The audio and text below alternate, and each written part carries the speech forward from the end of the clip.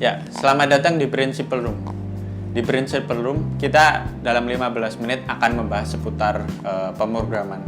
Apa yang studi kasus yang kita pelajari selama di refactory bareng teman-teman intensive pairing dan juga teman-teman engineer. Jadi di refactory kita tiap hari belajar bareng, memahami, mempelajari problem dari teman-teman intensive pairing dan teman-teman engineer kita. Kali ini kita akan membahas terkait Kotlin Multi-Platform Module. Apa itu Kotlin Multi-Platform Module?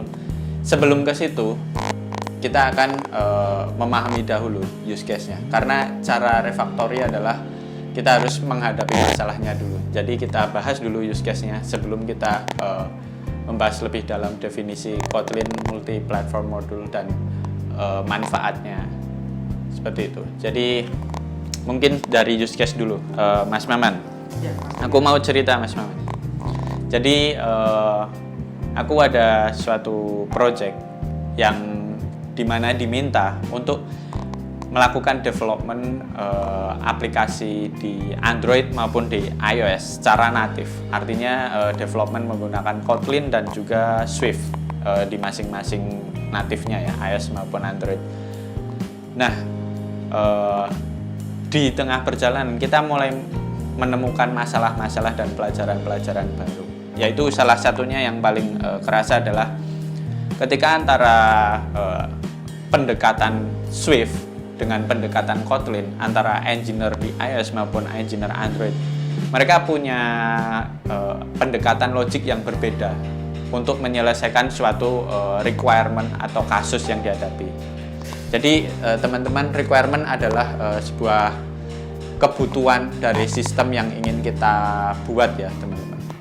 Jadi saya lanjutkan dari requirement tersebut antara iOS dan Android masing-masing developer punya cara berbeda karena bahasanya juga berbeda. Nah kadangkala dengan cara yang berbeda itu memiliki perbedaan yang sedikit namun kerasa gitu. Dari logic yang diimplementasi, dari sisi performa, dari outputnya, dari cara kita menangkapnya, itu menghasilkan ekspektasi yang berbeda dari Android maupun iOS yang seharusnya ekspektasinya adalah sama outputnya kan, harus sama gitu. Kalau login, logout keluarnya harus sama seperti itu. Nah, dari masalah tersebut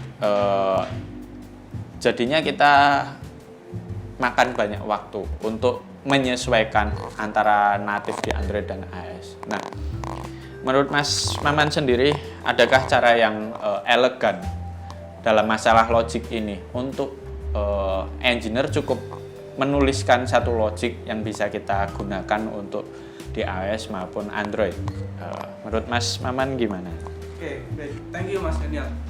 Ini case yang cukup banyak mungkin dijumpai oleh teman-teman developer. Mungkin tidak cuma di refactory saja ya. Jadi mungkin ada satu case di mana kita mendevelop dua aplikasi yang berbeda, Android sendiri, iOS sendiri. Nah, tadi ada case di mana output yang dihasilkan oleh aplikasi Android dan juga iOS berbeda, padahal memiliki satu requirement yang sama. Nah, di sini kita punya suatu teknologi sebenarnya yang sebenarnya cukup booming untuk saat ini. Ada namanya Kotlin Multi-Platform Module. Oke. Di dalam Kotlin Multi-Platform Module ini terdapat salah satu kelebihan, yaitu kita bisa share business logic atau kita bisa share logic antar dua aplikasi ataupun lebih. Jadi semisal kita mendevelop aplikasi Android dan juga iOS ini secara natif, kita bisa hanya mengandalkan satu logic saja. Nanti kita cuma fokus untuk cara menampilkannya saja yang berbeda. Mungkin di Android pakai cara sendiri, entah pakai Jetpack Compose atau pakai XML. Kemudian di iOS bisa memakai UI Kit ataupun Swift UI. Jadi di sini kita bisa kayak benar-benar memaksimalkan dari requirement yang ada dan juga memastikan bahwa setiap platform ini memakai logic yang sama supaya nantinya tidak ada miss requirement ataupun mismatch expected result-nya. menarik ya Mas. Iya.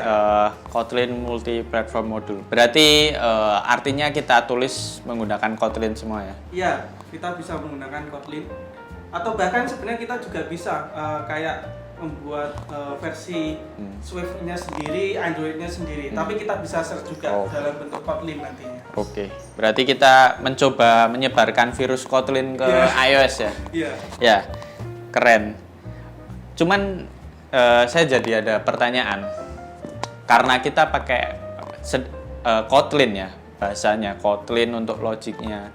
Sedangkan semuanya masih berupa natif ya. Entah Android-nya atau iOS-nya masih dependensinya sangat kuat ya, artinya ketika natif maka misal iOS perlu semua yang agak kompleksitasnya dengan device di iOS sendiri masih butuh Swift gitu. Apalagi kita ketika ada kebutuhan untuk menginstal suatu library tertentu gitu di Swift, artinya kan kita harus menginstal untuk versi Swift ya, library untuk Swift sendiri kan untuk iOS. Nah, gimana itu ketika kita menggunakan Kotlin multi-platform module ini, kita udah menulis semuanya pakai Kotlin, sedangkan nanti ada kebutuhan tuh ternyata konflik nih antara kebutuhan di Swift dan kebutuhan di Kotlin-nya karena misal masalah dependensi tersebut. Itu gimana itu? Apakah masih possible itu Mas? Kita pakai KMM. Oke, ya di Kotlin multi-platform module sendiri sebenarnya kita juga bisa melakukan penulisan kode secara terpisah ya.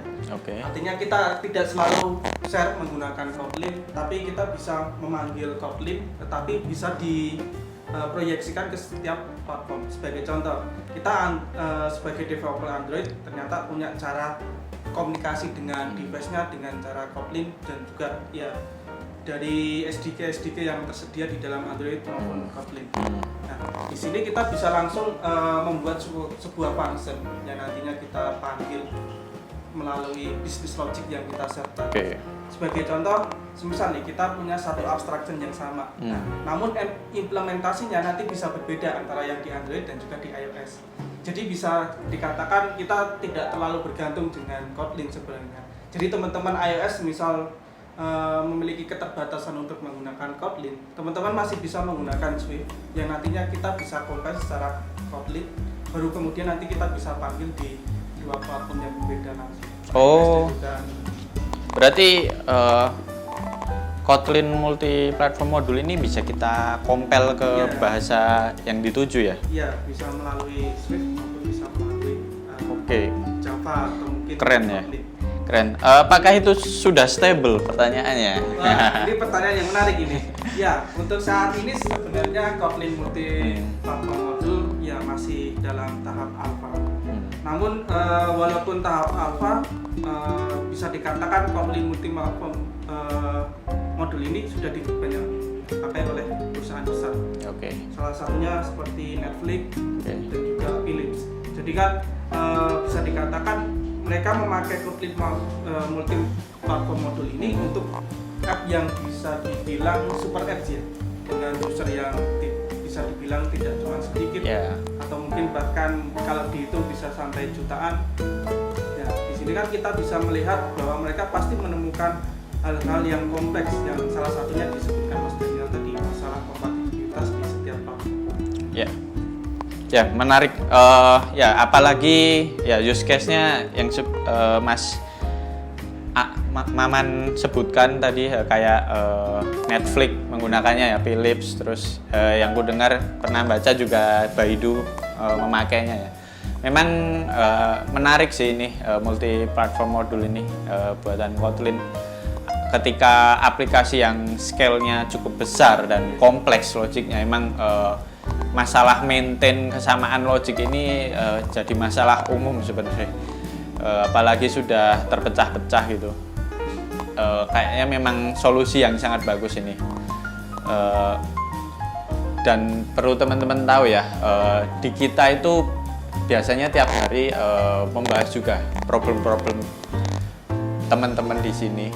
Kadang kita baca bareng di perpustakaan, teman-teman bisa lihat ini tadi saya baca kayak O'Reilly gitu.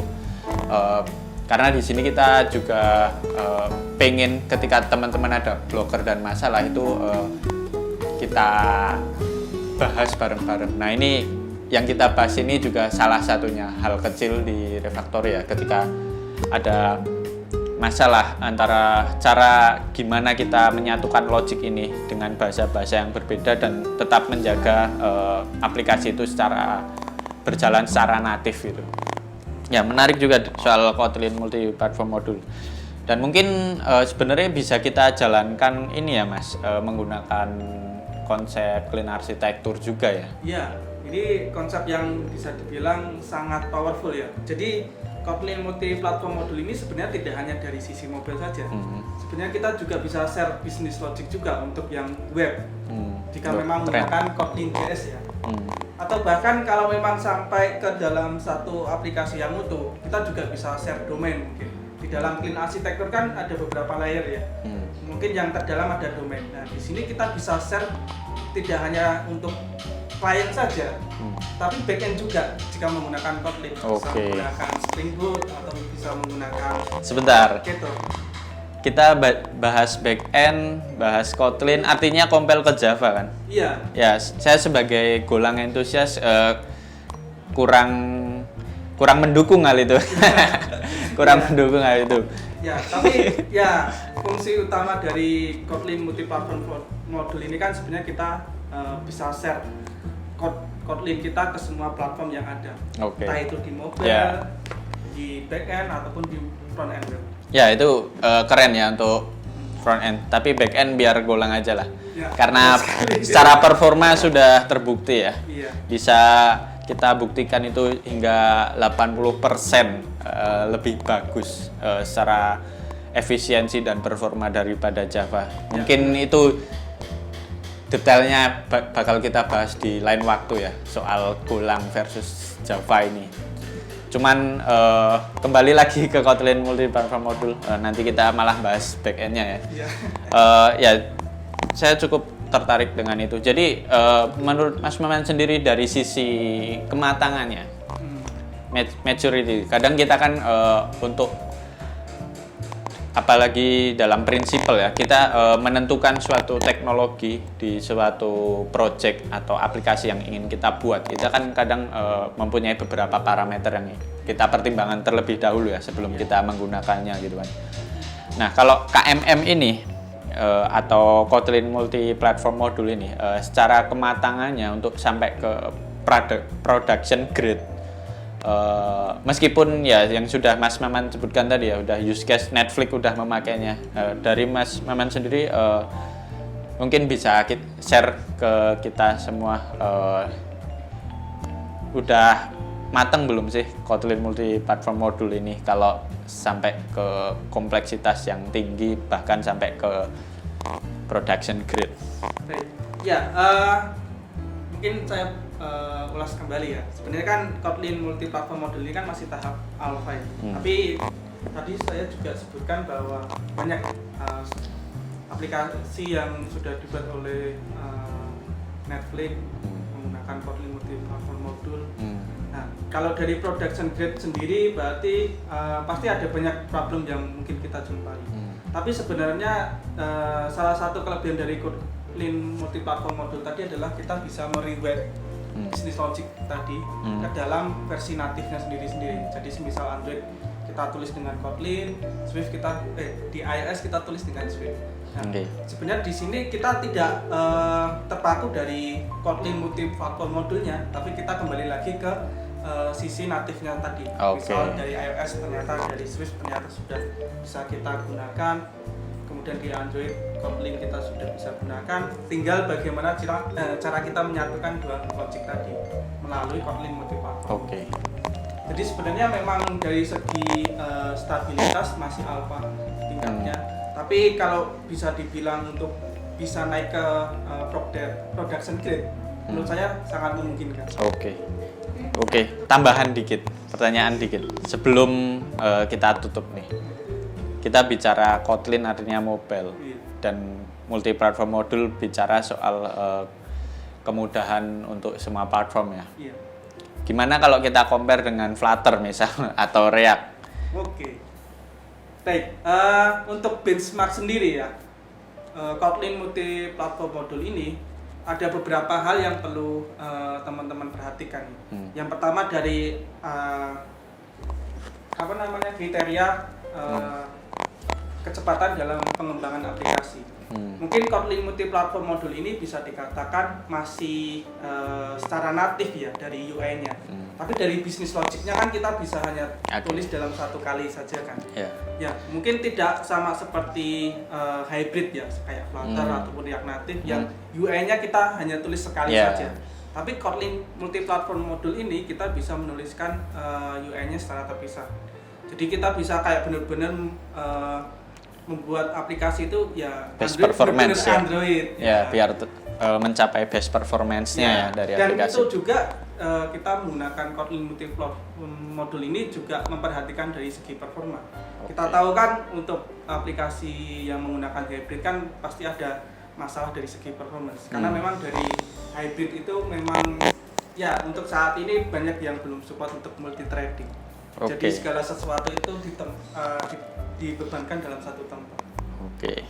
Ya, gambaran yang cukup meyakinkan dari saya soal Kotlin ini cukup menarik sebenarnya. Jadi apa yang kita bahas hari ini soal Kotlin multi platform modul ini yang biasa kita lakukan sebenarnya di Refactory. Hal-hal baru apa dan ada masalah apa dan solusi yang mungkin bisa kita temukan itu setiap hari kita lakukan bersama teman-teman intensive probation, teman-teman engineer. Ini yang biasa kita lakukan, dan di principal room ini kita ingin memberikan sedikit gambaran 15 menit kegiatan sehari-hari kita ketika membahas sebuah pemrograman apapun itu. Jadi sekian dari saya Daniel Rizky dan Mas Maman tentang principal room hari ini, yaitu Kotlin multi platform modul.